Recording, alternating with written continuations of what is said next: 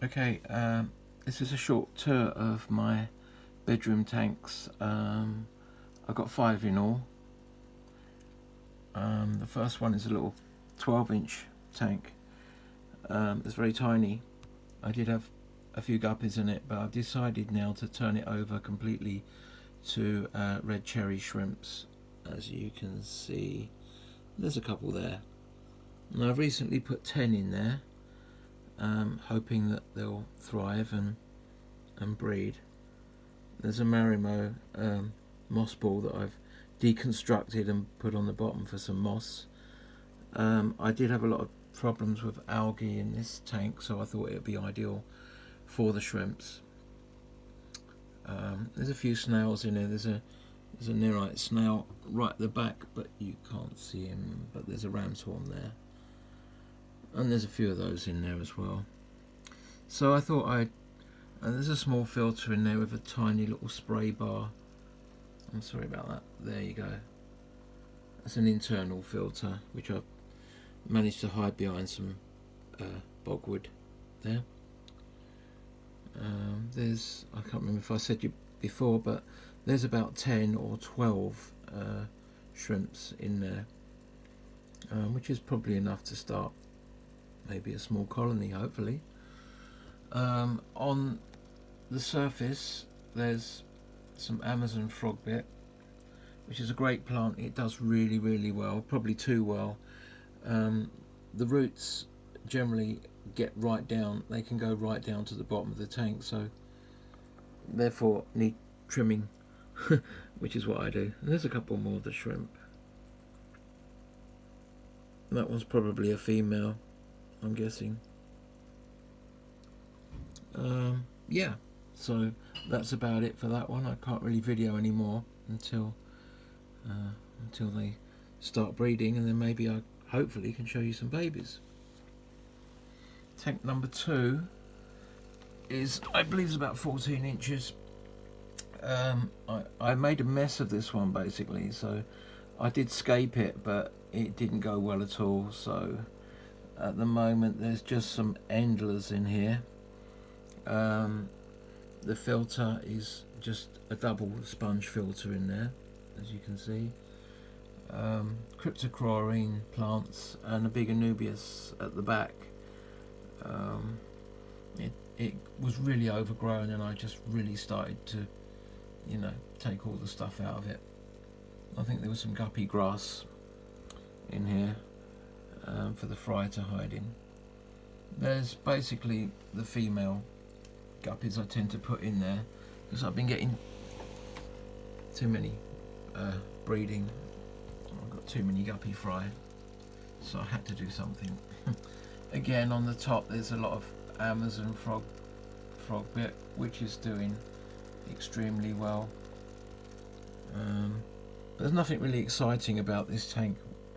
I think eventually, due to the sandy bottom, I'd like to get some dwarf corridoris. A nice shoal of 10 of those would be great. And the next one again is about 14 inches. I guess that's a 10 gallon. So there's some rickia on the bottom, there's gravel on the bottom, and beneath the gravel there's some soil. Was hoping to grow some plants. That's a rickia there glued to a stone. The rock work is quite nice. And there's a lovely dwarf lily in the middle, which is an excellent plant. I was hoping it might be a red one, but it's green, but no problem.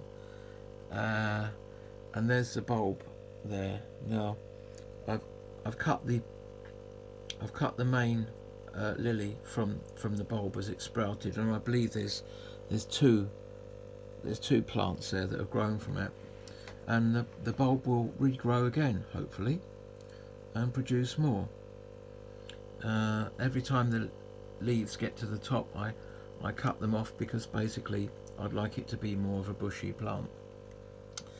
And there's about 15 shrimp in this one. I think I can focus in here for you. These are cherry shrimp again. At the back it's quite heavily planted, which would be great for the shrimp. Oh yeah, the fish. Right, so there's male endlers in here. I tend to put my males, fully grown males. They're very colourful. I'll zoom out a little bit. That's better. They're very colourful fish.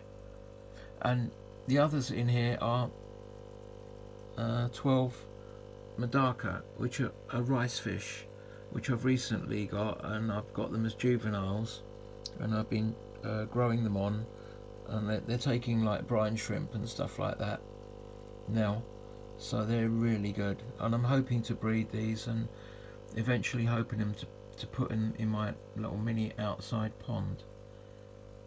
But that's a lovely little tank.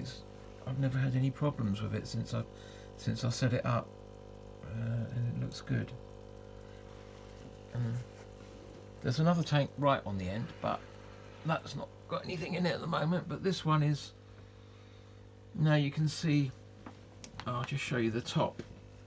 You can see how the Amazon frog bit has really reproduced, and that's only been in there for about a week or so, and it's gone crazy. And the root system, as you can see, goes right down to the bottom. I haven't trimmed these ones, which makes it look quite good. I think it gives the fish a lot of cover. There's a great big piece of bogwood on there. This is a 20-inch tank, and as you can see, the fish, there's a few Endler fry in here and guppy fry, but the main fish in here are 10 white cloud mountain minnows. As you can see, that's a golden variety, and the other ones are just the normal common mountain minnows. A very underrated fish. I think they're absolutely stunning, and they're very cheap to buy. Again, I'm hoping to breed them, and I've got some guppy grass tied up at the end there, but I haven't seen any breeding signs for them yet.